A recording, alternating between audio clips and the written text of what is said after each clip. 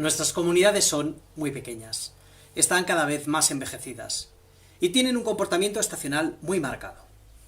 Su identidad está construida alrededor de sus iglesias, ermitas e imágenes y cuentan con un calendario propio cuajado de fiestas de los santos en las que lo folclórico gana cada vez más importancia frente a lo religioso. Aún quedan mayores de fe firme, aunque sencilla, pero la mayoría de los que aún van a la iglesia tienen una formación cristiana muy elemental y se mueven fundamentalmente en claves devocionales.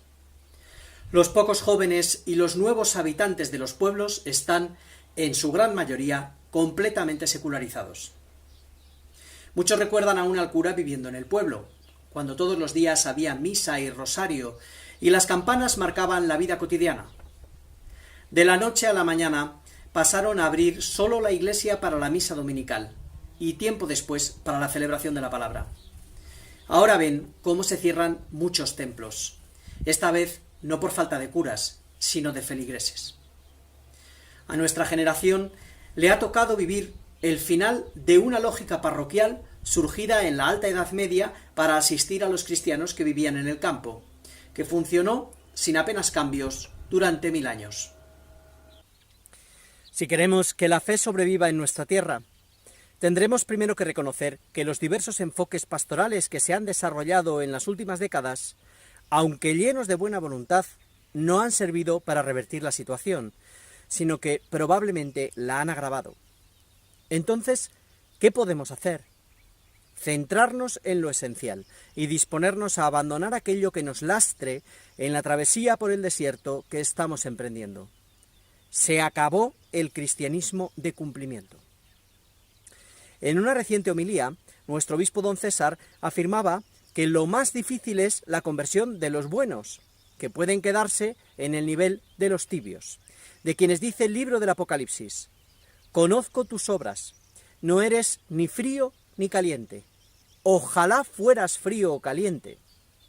Pero porque eres tibio, ni frío ni caliente, estoy a punto de vomitarte de mi boca». Qué pérdida de tiempo sería la vida si después de haber aspirado a ser santos, solo llegáramos a ser eso que solemos llamar personas buenas o cristianos mediocres. En el futuro los cristianos seremos pocos. Tendremos que conocer muy bien nuestra fe y exigirnos un alto grado de coherencia personal con ella. Y necesitaremos desarrollar una sana y fértil vida comunitaria que nos permita irradiar el Evangelio en medio de una realidad hostil o indiferente. Pero nada de esto ocurrirá si no entramos en una lógica de continua oración personal y en una constante e intensa vida litúrgica, a través de la cual desempeñemos el sacerdocio recibido en el bautismo en favor de toda la humanidad, uniéndonos cada vez más a Cristo junto con toda la Iglesia. Aun en medio de una sociedad eminentemente urbana, el medio rural puede ser el entorno más propicio para comenzar esta renovación, como ocurrió en la antigüedad. En nuestra vida de fe, los actos de piedad pueden ser una ayuda, pero no los elementos esenciales.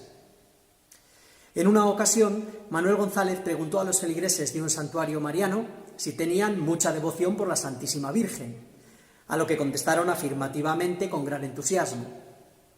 Entonces él les propuso que en virtud de tan gran devoción rezaran como ella rezó, es decir, con la liturgia de las horas. El problema con las devociones viene cuando nos conformamos con ellas e infantilizamos nuestra vida de fe. Cuando su práctica no nos conduce a una vida litúrgica plena y a la oración en lo escondido, sino que ocupa su lugar. Cuando nos adentramos en una espiritualidad centrada en lo emotivo y lo sentimental, en lo subjetivo y el individualismo, que nos aleja de la militancia cristiana y del compromiso comunitario. El gran maestro de espiritualidad, Henry Nouwen, dejaba entrever en su extraordinario libro El regreso del hijo pródigo, que el itinerario cristiano parte de saberse hijo y conduce a ser padre. La toma de conciencia de ser infinitamente amado por el Señor y la conversión de ese encuentro en una relación personal a través de la oración acaba necesariamente desembocando en una fe madura, desarrollada vocacionalmente en clave de paternidad, que antepone el bien de los demás al de uno mismo. De este modo, el cristiano adulto no busca en la oración su propia satisfacción, sino descentrarse de sí mismo para imitar a Cristo, que nos amó y se entregó por nosotros.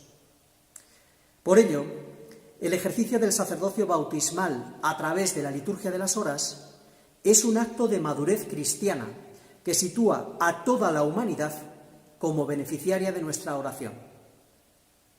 No la celebramos porque nos guste, nos aporte o nos llene, sino porque queremos responder responsablemente a la vocación de interceder por todos los hombres y alabar, glorificar y dar gracias al Padre en su nombre.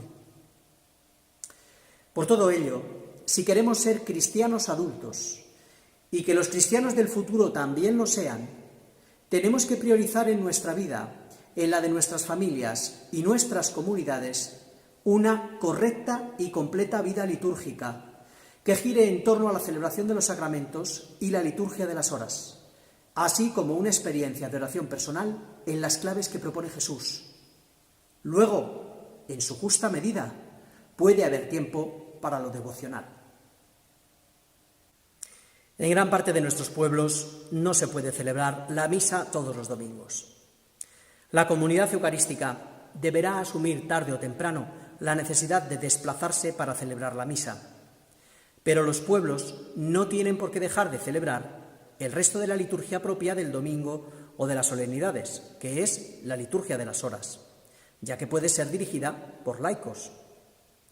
De hecho, el oficio divino es una de las dos fórmulas previstas en nuestra diócesis para la celebración de la palabra, y aunque aparezca en segundo lugar, no tiene por qué ser la segunda opción. De hecho, es la opción litúrgica frente a la que se suele utilizar, que es en realidad una paraliturgia. La vida cristiana en el campo mejoraría enormemente si en lugar de empeñarnos en ofrecer un sinfín de misas y celebraciones de la palabra, garantizásemos en una misma zona la celebración litúrgica completa del domingo. Primeras vísperas, laudes, celebración de la Eucaristía y segundas vísperas. Debería asegurarse la comunión de los enfermos en el transcurso del mismo domingo, algo perfectamente viable en la zona rural. Igualmente, el sacramento del bautismo debería celebrarse exclusivamente los domingos en la misa de la comunidad y convendría destinar un tiempo generoso previo a la misa, quizá el sábado, para poder acceder al sacramento de la reconciliación. En buena lógica litúrgica, debería ponerse fin al abuso generalizado que supone el celebrar las fiestas de los santos en domingo, cuando se pueden celebrar perfectamente en sábado. Sería también conveniente exponer el cuerpo de Cristo durante la tarde del domingo en conexión con las segundas vísperas. Por otra parte, habría que completar esta experiencia celebrativa generando espacios para que la comunidad se encuentre, conviva y se forme, dando lugar de este modo a una experiencia dominical más plena. Los celebradores podríamos jugar un papel fundamental en este sentido. Por otra parte, el culto cotidiano diario, allí donde se pueda mantener, debería ser la liturgia de las horas, retomando el uso de la Iglesia antigua. Paradójicamente, estas mejoras no requieren más clero, sino que pueden, en gran medida, ser llevadas a cabo por laicos. Si Dios quiere, subsistirán algunas familias cristianas diseminadas por el territorio, cuya atención pastoral y sacramental tendrá que responder a un modelo radicalmente distinto del que hemos conocido. ¿Por qué no promover que sus casas se conviertan en nuevas domus ecclesiae? Casas en las que vive una familia consciente de ser una iglesia, con las puertas abiertas a todos, convertidas en verdaderos puntos cristianos de referencia en su entorno. En ellas, la liturgia de las horas estaría también llamada a tener un papel fundamental. De hecho, Pablo VI, tras el concilio, afirmó que conviene que la familia, en cuanto santuario doméstico de la Iglesia, no solo ore en común, sino que además lo haga recitando también oportunamente algunas partes de la liturgia de las horas, a fin de unirse más estrechamente a la Iglesia. No debe quedar sin intentar nada para que esta clara indicación halle en las familias cristianas una creciente y gozosa aplicación. Quizá, en un futuro no tan lejano, la estructura de la Iglesia en el campo se parezca a una red de domus ecclesiae, acompañadas por célibes que, viviendo o no en comunidad, permanezcan a su servicio y oren por ellas en comunión con el obispo diocesano y con la Iglesia universal. Hay una última clave que puede tener mucha importancia en el futuro: el papel evangelizador de la liturgia de las horas. Como muchos sabéis, pertenezco a Manen Nobiscum, una asociación pública de fieles diocesana, de la que también forman parte otros celebradores, dedicada a la pastoral en el campo, que desarrolla proyectos de implantación de la liturgia de las horas en comunidades rurales, tanto en rito romano como en liturgia hispano-mozárabe. En este tiempo hemos visto cómo personas muy alejadas de la Iglesia, incluso no bautizadas, han experimentado procesos de conversión gracias a la liturgia de las horas.